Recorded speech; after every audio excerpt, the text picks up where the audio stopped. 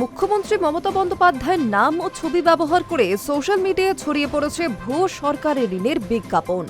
সেই ফাঁদে পা দিলেই বিপদ, এক লহমায় খোয়া যেতে পারে কষ্টার্জিত টাকা। রবিবার এই প্রতারণা নিয়ে সরব হল রাজ্য পুলিশ। অনলাইনের এই জাল কিভাবে কাজ করছে, কি কি লক্ষণ দেখলে সাবধান হতে হবে এবং প্রতারিত হলে কি কি করণীয়, সবটাই বিস্তারিত তুলে ধরেছে পুলিশ। রাজ্য পুলিশের পক্ষ থেকে এদিন সোশ্যাল মিডিয়ায় একটি সতর্কতামূলক পোস্ট করা হয়।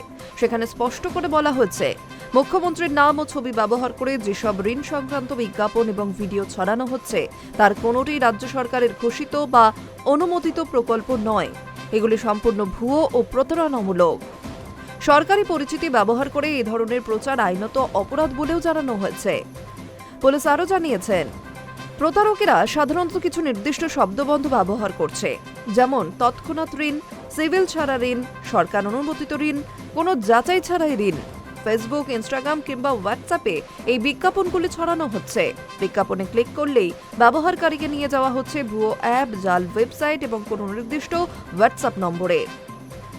সেখানেই শুরু হচ্ছে প্রতারণার আসল পর্ব। আধার, প্যানের তথ্য, ওটিপি চাওয়া হচ্ছে এবং প্রকল্পের নামে অগ্রিম টাকা দাবিও করা হচ্ছে। টাকা হাতে পেলেই যোগাযোগ বন্ধ করে দিচ্ছে প্রতারকেরা। এই পরিস্থিতিতে সাধারণ মানুষের জন্য স্পষ্ট নির্দেশিকা দিয়েছে পুলিশ। কোনো তথাকথিত সরকারি ঋণের বিজ্ঞাপনে বিশ্বাস না করতেও বলা হয়েছে। অচেনা লিঙ্কে ক্লিক করা বা সন্দেহজনক অ্যাপ ডাউনলোড না করার পরামর্শও দেওয়া হয়েছে।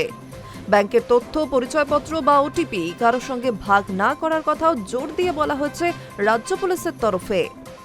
ঋণ সংক্রান্ত প্রয়োজনে কেবলমাত্র অনুমোদিত ব্যাংক, এনবিএফসি বা সরকারি ওয়েবসাইট ব্যবহার করার অনুরোধ জানিয়েছে পুলিশ। যদি কেউ ইতিমধ্যে প্রতারণার শিকার হয়ে থাকেন, সেক্ষেত্রে দেরি না করে ব্যবস্থা নেওয়ার কথাও জানিয়েছে রাজ্য পুলিশ। অচেনা কাউকে টাকা দেওয়ার আগে যাচাই জরুরি। বিপদে পড়লে সঙ্গে সঙ্গে সাইবার অপরাধ হেল্পলাইন 1930 নম্বরে যোগাযোগ করতে বলা হয়েছে। পাশাপাশি cybercrime.gov.in ওয়েবসাইটে গিয়েও অভিযোগ জানানো সম্ভব। প্রতারণা সংক্রান্ত স্ক্রিনশট, লিঙ্ক, ফোন নম্বর এবং লেনদেনের সমস্ত তথ্য সংরক্ষণ রাখার পরামর্শ দেওয়া হয়েছে।